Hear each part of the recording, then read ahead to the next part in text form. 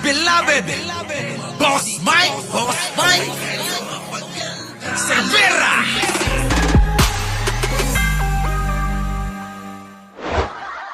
Eto na, nakko si Jinggoy Binanatan. Pasok! Ni Senator Jinggoy Estrada ang talamak daw na kalaswaan at mahahalay na palabas sa mga streaming platform. Partikular na binanggit ng senador ang mga palabas sa Viva Max. Nasa front Nakko! Tapos na, maliligayang araw nyo. Si Jinggoy Binanatan yung Viva Max. Panay kasi Panay kasi parang nagla-live stream sila ng malalaswa. Yung kita yung mga ganon. Kita yung mga balatong, utong, duhat. At kita na rin yung bahay kubo. Biro nyo bahay kubo, kitang-kita Puro damo. Huwag ganon, Viva Max! Kaya tuloy si Jinggoy nagagalit sa inyo.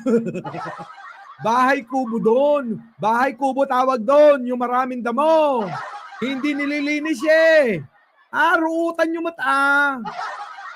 Yung mga nakatira sa bahay kubo, agruut kayo mata, tiparaangan nyo.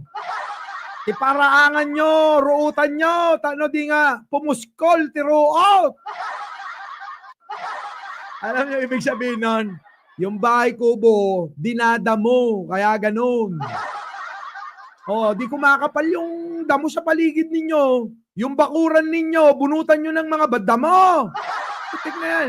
Yan tuloy. Jinggoy, bakit mo binanatan yan? Binanata ni Senator Jinggoy Estrada ang talamak daw na kalaswaan at mahahalay na palabas sa mga streaming platform. Yan, yung mga streaming platform. Nangunguna na nga dyan, syempre, yung number 1, Viva Max na paborito nyo. Malamang marami sa inyo, nakasubscribe doon sa Viva Max na yun. Partikular na binanggit ng senador ang mga palabas sa Viva Max. Nako, anong klaseng palabas yan? Baka mamaya yung mga baby? Ay, gising. Ay, hindi ko alam. Kaya nga. Kinancel mo na.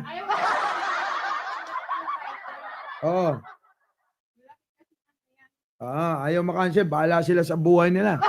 Okay, mamaya na lang. Eto na. Sino nakasubscribe sa Viva Max? Itaas nyo ang mga kamay ninyo. Nako, babanggitin kung sino-sino. Sino kaya yung mga nagubad yun? Baka mamaya yung mga ko yun Mga dati kong kaibigan.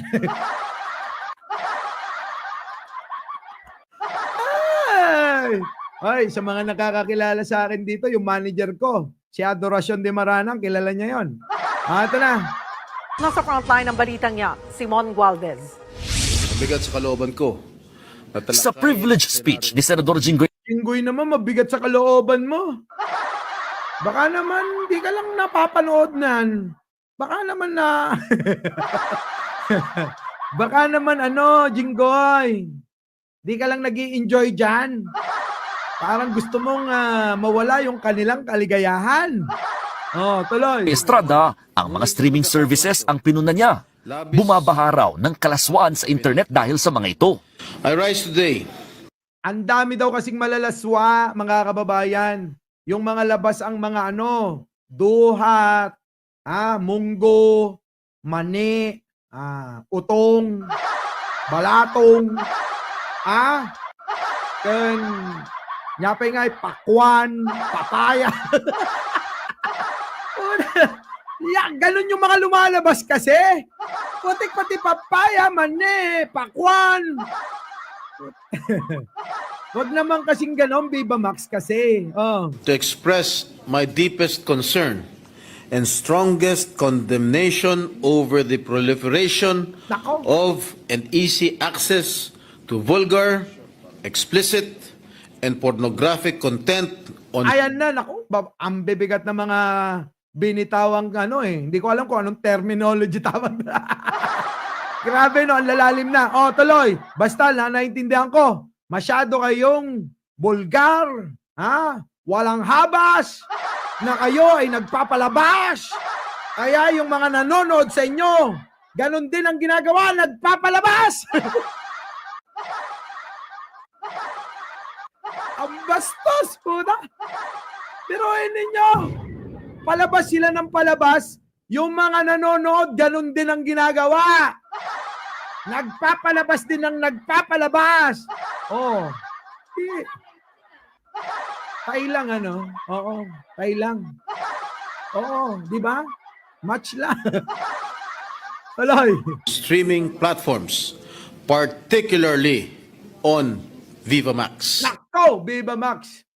Ha? Talagang tinuro ano? Get aloy. Bilang dating aktor, nirerespeto raw ng senador ang artistic freedom at creative expression. Pero giit niya, importanteng may limitasyon, lalo't madali raw ma-access ng kabataan ng mga streaming platform. Ay, totoo yan mga kababayan. Napakadali lang. Sa totoo lang, napakadali lang. Kahapon nga nanood ako sa Pornhub eh. Kasi nabalita, di ba? Oh, na-curious ako. Abay, pinuntahan ko yung Pornhub eh. Tinype ko lang yung Pornhub tapos tinanong lang kung ilang taon ako. Siyempre, magsisinungaling ako. Sabi niya gano'n, oh, ano ka daw ba? Below 18. Oh, above 18. Putik na yan eh. Siyempre, pinindot ko yung above 18. Baka kasi hindi ako tanggapin. Oh, nung lumabas mga kababayan, agad-agaran eh. Ano nakita ko? Nakaw! Grabe! Ang dami! Oh! Oy, ang dami. Hindi ko pinopromote to ha. Hindi ko pinopromote. Wag ho nyong Nako, masisira buhay nyo. Wag nyong pupuntahan. Masisira ang buhay nyo. Baka hindi na kayo lumabas ng kwarto. Ay, ako. Hindi na kayo lalabas ng kwarto. At mas maganda, kung sa malaking TV nyo, sa malaking screen, panoorin. Oo, grabe. Grabe talaga lahat, dinig mo. Pati yung hiyawan, bulungan. Biruin nyo, bulong na lang. Maririnig nyo pa. Oh, ano sabi?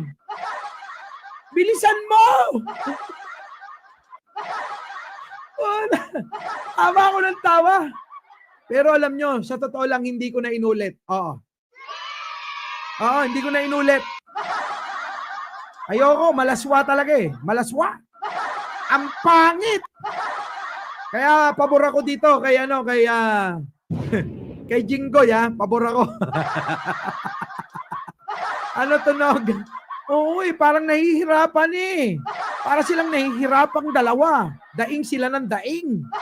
Sabi ko, dadalawan na nga lang sila, dumadaing pa. Ay, dumadaing mga kababayan eh. Hindi mo alam kung ano tatawagin eh. Ha? Biruin mo, dinamay pa Diyos eh. Diyos ko po, Diyos ko po, Diyos ko po. Visit! Oh, ito na. Jinggoy, tuluyan mo yan ha. Pabor ako sa iyo, tuluyan mo yan. Okay, tuloy. The Philippines is a nation deeply rooted in moral values, family traditions, and respect for human dignity. Oo nga naman. Oo, nawawalan na tayo ng neto, dignidad mga kababayan. Bilang Pilipino, mga kababayan, tayo dito sa ating bansa na usong pagiging Maria Clara eh. Di po ba? Dito sa atin, Maria Clara, tayo yun eh. Di ba? Tsaka si Ibarra, ganun, di ba? Si Crisostomo Ibarra at si Maria Clara. Nako, atin yun eh. Tapos mapapanood natin mga kababayan sa mga platform, abay nag-iiba eh. Parang nasa ibang mundo eh. Grabe. Oo. Grabe talaga napanood ko mga kababayan. Hindi lang isa, hindi lang dalawa. Napakarami. Kaya nga hindi ako nakapag-live stream kahapon ng gabi na, di ba? Actually, kakatapos ko lang manood nun. Sa sobrang dami, oo. Lumaki mata ko, kaya ako nakasalamin ngayon, oh. Sige, tuloy. However, these principles are being challenged by platforms that prioritize profit over social responsibility. Partikular na binanggit ng senador ang Viva Max na ipinagmalaki pa raw na pumalo na sa 12 milyon ng kanilang subscribers noong Oktubre. Grabe, 12 milyon, no? Grabe, araw-araw yun, mga kababayan, no? 12 milyon ang subscriber nila. So kung araw-araw yon, ilang milyon yun, mga kababayan, ang kita. Every ano yun eh. Alam ko, kung magkano ba bayad? Inosente.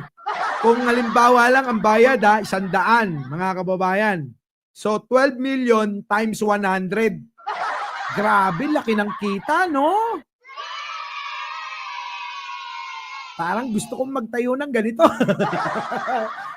Hindi na ako magbablog. Oo, mag-stream na lang tayo. Gagawa ako ng maraming pelikula. Puro ang mga palabas, bomba.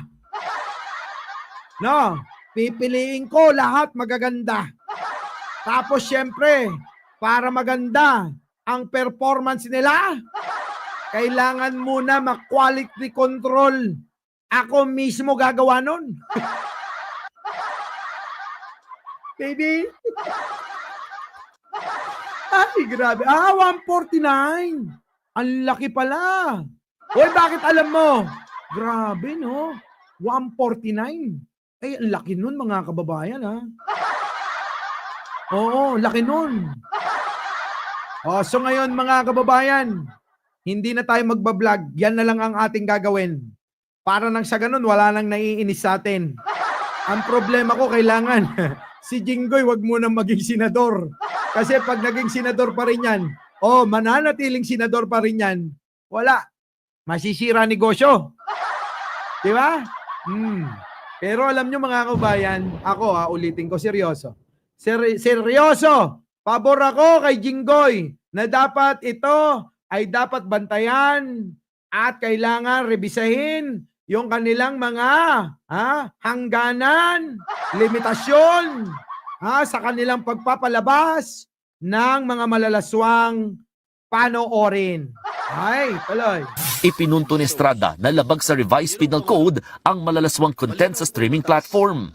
Malinaw na nakasad sa batas na ipinagbabawal ang pagpapalabas ng anumang malaswa at mahalay na material na maaaring magdulot ng pagkasira ng moralidad ng publiko. Nako, inabuso itong batas na to, mga kababayan. Inabuso ng Viva Max at iba pa. Actually talaga, mga kababayan, kinukuha ako dyan. Nung sinabi nila na kailangan, ang kailangan daw na aking gagampanan ko daw si Mang Kanor.